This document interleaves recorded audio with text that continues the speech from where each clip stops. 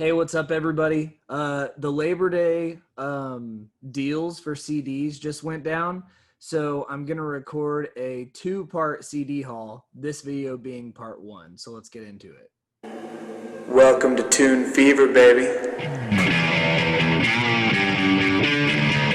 Okay, first of all is something very special. It's something that I've been wanting for something like 8 or 9, something like that years. And most of those years I've asked for it for Christmas, but I've never ever gotten it. And every time I go CD shopping, I always look in this section to see if it's there. And others by this artist are there, but it's never been this one. And this, I went to a vintage stock that I've gone to over and over and over again over the past several years, and it's never been there. But this time for the Labor Day sale, I went there and it was right in front. And it's this right here. It's Jeff Beck performing this week live at Ronnie Scott's. It's a live performance that I absolutely love, and I'm really glad to finally have it on a disc. A long time coming, so very exciting for me personally. Up next is the Stevie Wonder album that came out most recently, even though it's not that recent. Yeah, 2005. But it's of course there's been like compilations that come out, but I don't really care about those for most artists at all. Including Stevie Wonder, I don't really care about. Well, that's not quite true, because there was that like Aquarium album that he did that has the song Do I Do at the end, but other than that, it's just greatest hits. So at some point it might be fun to get that, just because I love the song Do I Do, and it's only on that compilation. But I mean, so there's like exceptions. But anyway, I kind of get any album that Stevie Wonder puts out, and this is not like my favorite Stevie Wonder album, but I do like it, and there's definitely some tracks on there that I really love. Up next is the band Nile with their album that's called Black Seeds of Vengeance. This is a death metal album. And yeah, it's by Nile, but I'm not talking about the river. This up next is the album by Rainbow. It's some classic heavy metal stuff, and it's good.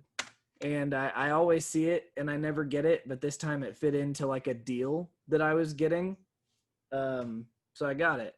Then you have this Sade album, which over here on the side, it says, I don't know if you guys can see that. It says Sade in parentheses after it says Sade or Sade. I've never heard anyone call her Sade. I've only heard her called Sade. So I feel like I've been delusional for years. But it's nice to have this. This one's Diamond Life. It's my third album by hers that I now own. This album, it's a band called No Kingdom, and their album called The Crumbling of Hope.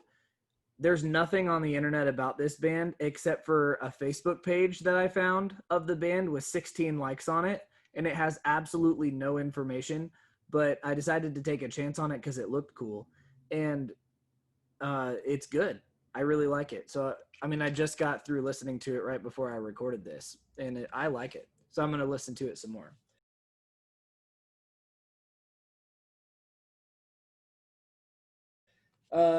Up next, we have one of my favorite Bob Dylan albums, the Freewheelin' Bob Dylan. Some of my favorite of any of his stuff is on this.